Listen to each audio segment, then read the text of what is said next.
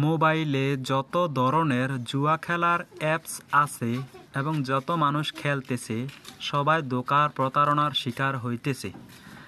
কারণ যারা এই অ্যাপসগুলো তৈরি করছে, আবিষ্কার করছে, তারা প্রথমে ওইখানে টাকা ইনভেস্ট করে, তারা এবং তাদের দালাল, তারা টাকা ইনভেস্ট করে মানুষকে লোভ দেখায়, লোভ দেখাইয়ে সেখানে মানুষকে ওই খেলাটা খেলাইতে বাধ্য করায়। প্রথমে 200, 500, 1000 টাকা দেয়। লোভের কারণে প্রত্যেকটা মানুষ সেখানে জয়েন করে এবং খেলে, এবং এটা 2 থেকে 3 বছর পরে এটা মার্কেট থেকে আবার আউট হয়ে যায়। আবার নতুন খেলা, অন্য সময় আবার কোনো নতুন খেলা মার্কেটে আত্মপ্রকাশ করে। এখন কথা হইল, মানুষ 200, 500, 1000, 10,000ও মাঝে মাঝে হয়তো কোনো সময় কোথাও কেউ পেয়ে থাকে। ওইটা হচ্ছে আপনাকে জাস্ট লোভ দেখানো। যারা 1 কোটি, 2 কোটি, 50 লাখ, 60 লাখ টাকা যারা পায়, এরা হয়তো স্টুডিওতে বসে বসে যেই টিম সদস্য এই খেলাটাকে কন্ট্রোল করতেছে অ্যাপসের মাধ্যমে, হয়তো ওনারা পাইতেছে, অথবা ওনাদের দালাল যারা ওনাদের অন্তর্ভুক্ত ওই টিম সদস্য, হয়তো ওনারা পাইতেছে। আমার মনে হয় না কোনো সাধারণ মানুষ এত কোটি টাকা পায় এখান থেকে। কারণ যদি পাইতো, মানুষ তো ধনী হইতো। তো আপনার প্রত্যেকটা মানুষ এবং অধিকাংশ মানুষ ফকিন্নি হইতেছে, ঘর বাড়ি, গাড়ি বাড়ি সব কিছু হারিয়ে যাইতেছে, তাদের দোকান ব্যবসা বাণিজ্য হাতে হারিয়ে যাইতেছে এবং নিঃস্ব হয়ে যাইতেছে। তাহলে আপনি কিভাবে বলবেন যে এটা লাভজনক ব্যবসা? জুয়ার তো এটা হারাম, এবং জুয়া খেলায় প্রত্যেকটা মানুষই ফকিন্নি হয়েছে। এবং এই জুয়া খেলাটা তো সব সময়ের জন্য না, এটা কয়েক বছর পরে এটা মার্কেট থেকে উধাও হয়ে যায়, সেটা বেগে যায়, চলে যায়।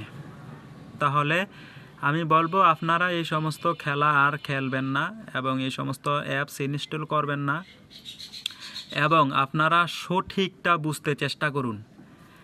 একটা অ্যাপস হোক, একটা জুয়া খেলা হোক, যে কোনো একটা বিষয়, ব্যবসা হোক, আপনারা আগে এটা ইনভেস্টিগেশন করেন, এটা তদন্ত করেন, এটার সত্যমিতা যাচাই করেন, এটার স্থায়িত্ব, আয়ুকাল, এবং ডিটেলস পর্যালোচনা করেন।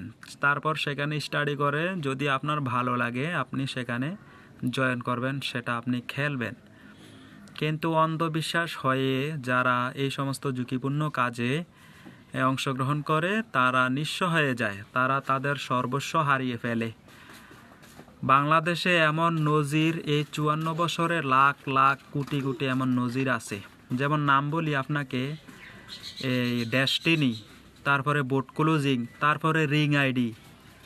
কই এগুলো দেখান তো? এমন কোনো সুসন্তান যারা মায়ের দুধ পান করছেন, এমন কোনো সুসন্তান যদি থাকেন আমাকে আপনি দেখান যে এই 3টা ব্যবসা প্রতিষ্ঠান কই, এদের অস্তিত্ব কোথায় এখন, এবং এদের ইতিহাস কি, ব্যাকগ্রাউন্ড কি, আপনি একটু যাচাই বাছাই কইরা তারপরে আমার সাথে কথা বললেন।